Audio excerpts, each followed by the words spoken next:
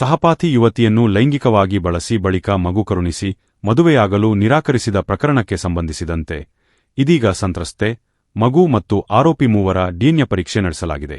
BJP ಮುಖಂಡನ ಮಗ ಶ್ರೀಕೃಷ್ಣ ಜೇರಾವ್ ತನ್ನ ಸಹಪಾಠಿ ಯುವತಿಯನ್ನು ಲೈಂಗಿಕವಾಗಿ ಬಳಸಿಕೊಂಡು ಬಳಿಕ ಆಕೆ ಗರ್ಭವತಿಯಾದ ಬಳಿಕ ಮದುವೆಯಾಗಲು ನಿರಾಕರಿಸಿದ್ದ.